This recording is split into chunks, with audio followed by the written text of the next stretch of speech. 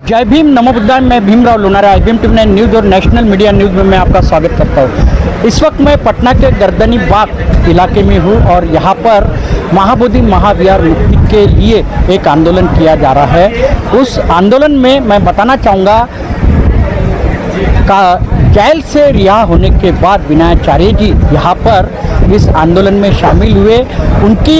उन्हें जो कारागृह में रखा गया वो भी एक फर्जी उनके ऊपर केस मुकदमा चलाया गया था और फर्जी मुकदमे के कारण वो कई दिनों तक कारागृह में रहे। भंते जी, क्या बताना चाहोगे? आपके ऊपर में फर्जी मुकदमा चलाया गया और फर्जी मुकदमे के तहत आप जेल में रहे कई दिनों तक। देखिए, सामंतवादी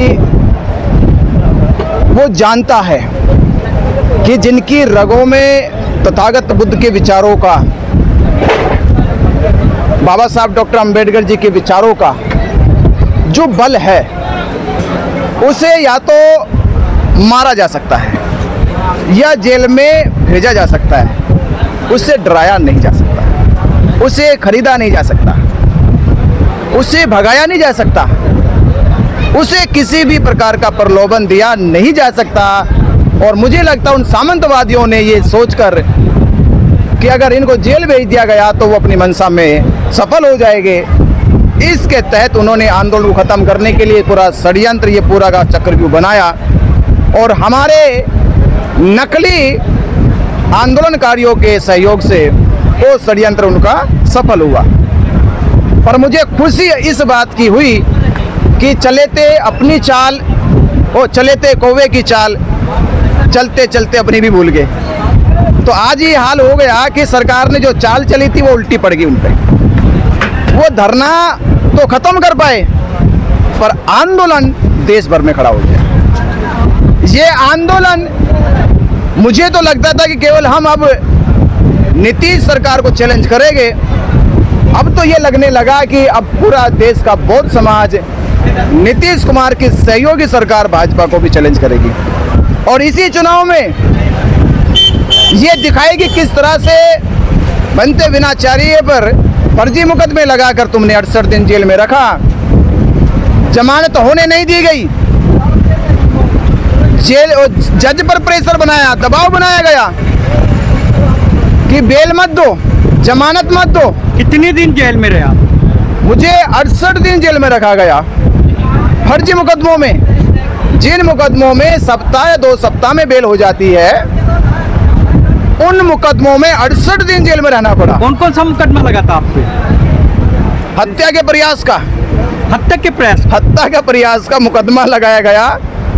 अब उनसे कोई पूछे जाके आप कौन सी हत्या कर सकते? तो आप पे हत्या का प्रयास का ये मुकदमा लगा। मैं वही कह रहा कि जहां तथागत बुद्ध के पंचशीलों में पहला सील हमारा यही कहता है कि पाणातिपाता वेरमणि सिक्खा पदं समाधियामि, कि किसी भी प्रकार के प्राणी हिंसा करने से वृत रहो, दूर रहो, किसी भी प्राणी जीव की हिंसा नहीं करनी। और खास तौर पे बौद्ध भिक्षु को ये कहकर जेल में डाल दिया गया कि वो हत्या का प्रयास कर रहे थे, और जिसकी हत्या का प्रयास कर रहे थे मैं उसे आज तक नहीं जानता। जिसकी हत्या का प्रयास हो रहा था वो मुझे नहीं जानता। जब दो लोग एक दूसरे को नहीं जानते तो प्रशासन को फिर ये मुकदमा कैसे लगा? मुकदमा कैसे लगाया गया?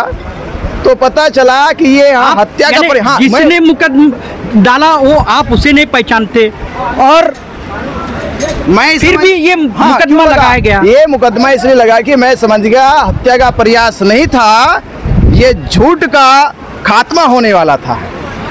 अच्छा। यहाँ असत्य हारने वाला था, सत्य जीतने वाला था, यहाँ ढोंगियों का ढोंग पकड़े जाने वाला था। तो जब ये सारे के सारे ढोंगियों की चाल पता चल गई, झूठ लोगों की जो साजिश थी वो पता चल गई, अब उनको लगा कि अब इनको छोड़ा नहीं जाए। कौन है ये साजिश के पीछे? इस साजिश के पीछे मैंने बता दिया, इस साजिश के पीछे वही लोग हैं जो आज मुंह छिपाने के लिए समाज में जा रहे हैं और वो अपनी हर बात में बनते विनयाचार्य को गुंडा कह रहे हैं। एक तो मुझे हमारे ही गुरुजी मैं कह तो कुछ नहीं सकता हूँ भाई, गुरुजी है, सम्माननीय आदरणीय, उनकी वजह से चीवर मुझे मिला है। मैं जिंदगी भर उनका ऋणी रहूँगा और कृतज्ञता हमेशा ज्ञापित करता रहूँगा कि मुझे मेरे जीवन में उतना बड़ा परिवर्तन करने की, जो आज मुझे ये बदलाव देखने को मिला, वो बनते चंद्र कीर्ति की वजह से मिला। तब भी मिला और आज भी मिला, तब भी मिला और आज भी मिला। पर मैं ये कहूँगा कि एक लाइन में पहले कहता था, आज से 10 साल पहले, कि गुण मिले तो गुरु बनाओ, चित्त मिले तो चेला, मन मिले तो मित्र बनाओ, वरना रहो अकेला। तो ये लाइन सोचो मुझे अब याद आती है कि मैं वो कहता था, क्यों कहता था कि गुण मिले तो गुरु बनाने चाहिए। चंद्र कीर्ति आपके गुरु थे, उन्होंने मुझे श्रावणेर की दीक्षा दी थी।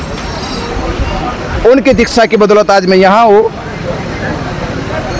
और वो दीक्षा की वजह से आज वो ये कह रहे कि मैं विनाचार्य का गुरु हूँ। उनको जो भी नाम कमाना है या जो नाम ले रहे, मैंने कहा वो नाम द्रोणाचार्य ने भी कमाया था।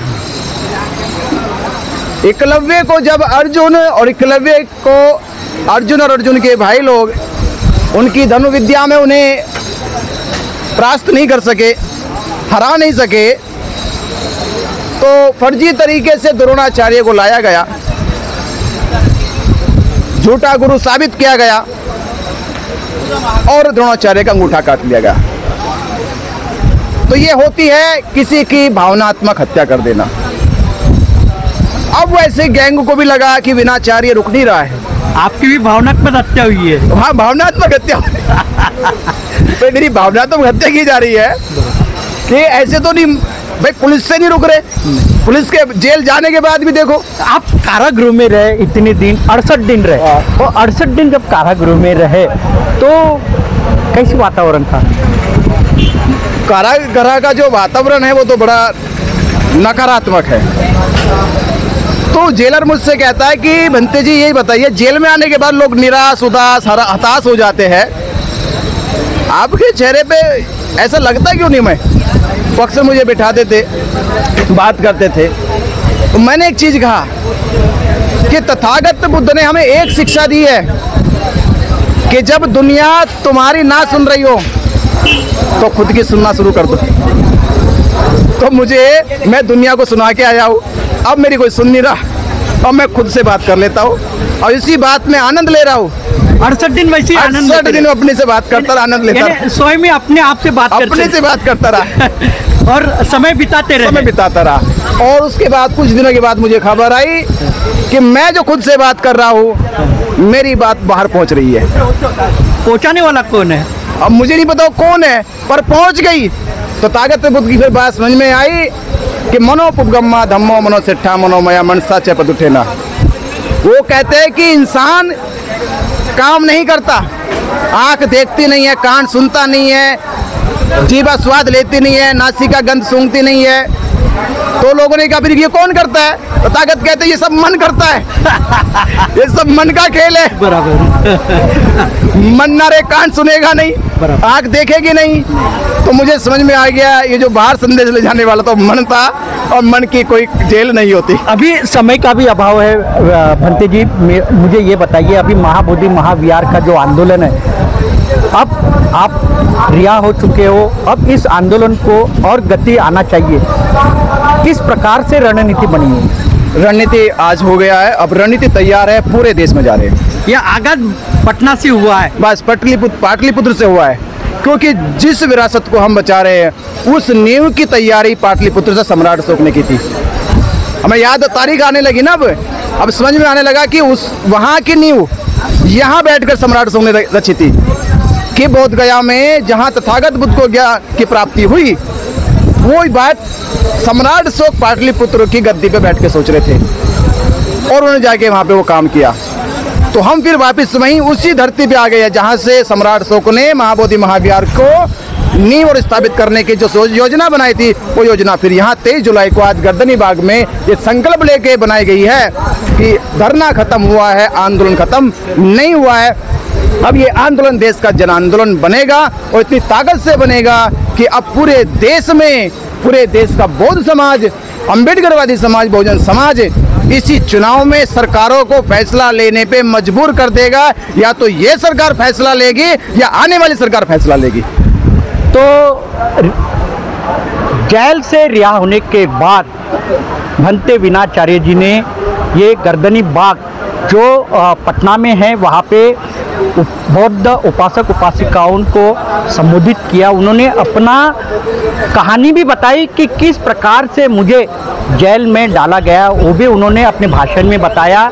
उनका एक ही कहना है, सभी का मंगल हो, ऐसे ही उनका कहना है। मेरे विरोधी भी है तो भी उनका मंगल हो, ऐसा उनका कहना है। क्योंकि महाबोधि महाविहार ये मैं मुक्त करके ही रहूँगा, ऐसी विनाचार्य जी ने संकल्प किया है। और वो आने वाले चुनाव तक महाबोधि महाविहार ये जो है बौद्धों के हवाले दे के ही रहेंगे, ऐसे उन्होंने कहा है। आने वाले कुछ दिनों में बिहार का चुनाव है और केंद्र सरकार से भी वो मिलेंगे, पूरे भारत देश में वो घूमेंगे और महाबोधि महाविहार मुक्ति का आंदोलन ये तीव्र करेंगे।